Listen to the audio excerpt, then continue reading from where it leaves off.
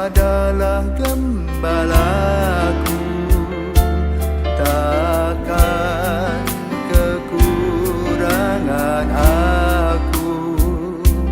Ia membaringkan aku di padang berumput hijau. Selamat pagi saudara-saudari umat Allah yang terkasih dalam Tuhan kita Yesus Kristus.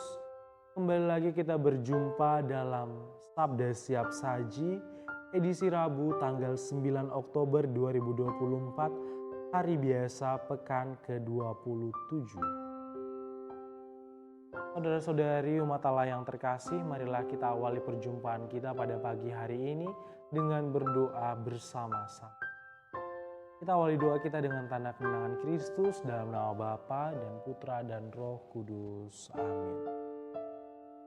Allah Bapa yang Maha Kuasa, sabda-Mu senantiasa memperbarui hidup kami.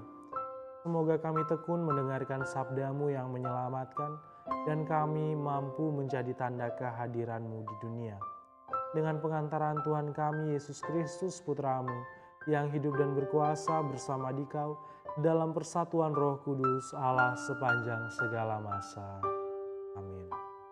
Marilah kita mendengarkan firman Tuhan.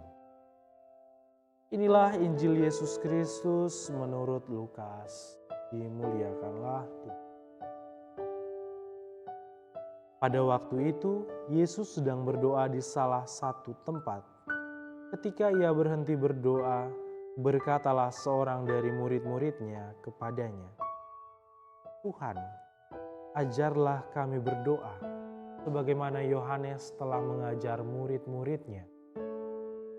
Maka Yesus berkata kepada mereka, "Bila kalian berdoa, katakanlah, Bapa, dikuduskanlah namamu, datanglah kerajaan-Mu, berilah kami setiap hari makanan yang secukupnya, dan ampunilah dosa kami, sebab kami pun mengampuni yang bersalah kepada kami.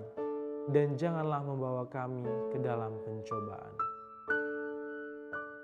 Demikianlah sabda Tuhan. Terpujilah Kristus. Saudara-saudari umat Allah yang terkasih dalam Tuhan kita Yesus Kristus, firman Allah yang baru saja kita dengarkan menunjukkan bagaimana Yesus mengajar para murid-muridnya cara berdoa yang baik, doa yang sempurna, yakni doa Bapa Kami. Kerap kali kita mendoakan Bapa Kami dalam kehidupan kita, baik secara sadar ataupun secara tidak sadar, karena memang doa Bapa Kami sudah tertanam kuat dalam diri kita. Bapa, dikuduskanlah namamu, datanglah kerajaan-Mu, berilah kami setiap hari makanan yang secukupnya, dan ampunilah dosa kami sebab kami pun mengampuni yang bersalah kepada kami, dan janganlah membawa kami ke dalam cobaan. Saudara-saudari umat Allah yang doa Bapa Kami adalah doa yang sempurna. Kenapa? Karena doa Bapa Kami sudah mengandung permohonan yang sempurna, permohonan yang baik bagi kita. Kita memohonkan kepada Allah Bapa di surga agar nama Allah dikuduskan, kerajaannya menjadi nyata di dunia, agar Allah memberikan kita santapan rezeki yang secukupnya, serta agar Allah mengampuni dosa kita seperti kita telah mengampuni orang-orang yang bersalah kepada kita. Dan akhirnya agar Allah jangan memasukkan kita ke dalam pencobaan. Saudara-saudari umat Allah yang terkasih dalam Tuhan kita Yesus Kristus, jelas setiap hari kita rutin untuk berdoa kepada Allah, menyampaikan segala permohonan, maksud, dan kehendak kita. Lantas apakah kita sudah mencontohi doa Bapa Kami? Dalam doa Bapa Kami, orang diajarkan untuk meminta yang secukupnya, meminta yang seperlunya.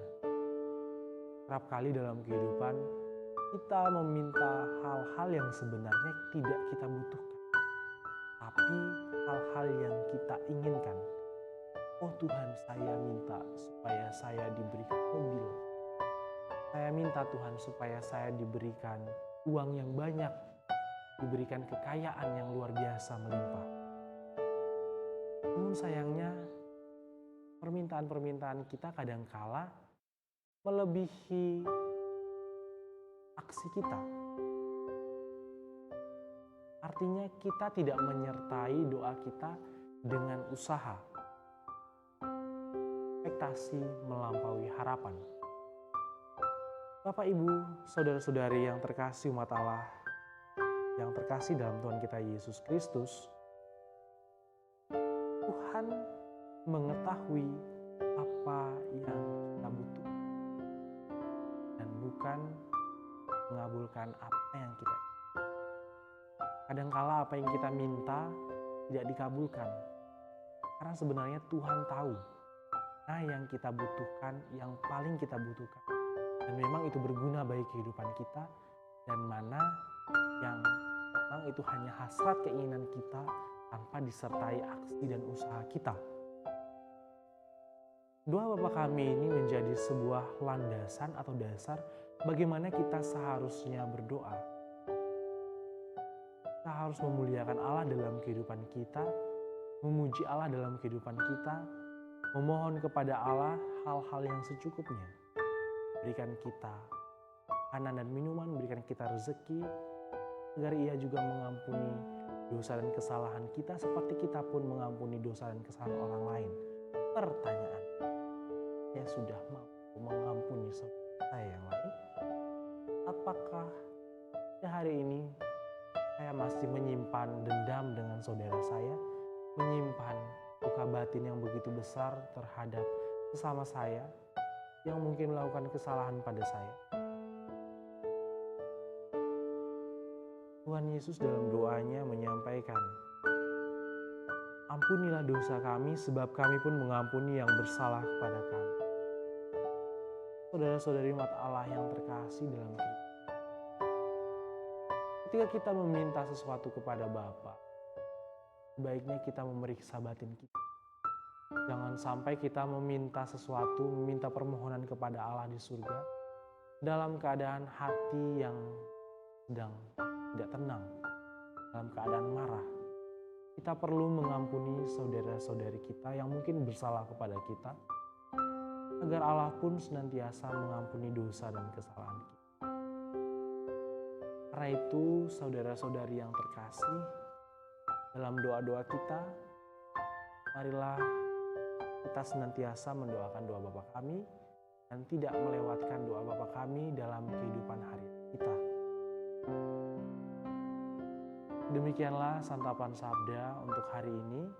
Semoga firman Allah yang kita dengarkan menjadi suatu santapan rohani bagi diri kita, sehingga semakin hari kita bertumbuh dalam iman akan Yesus Kristus.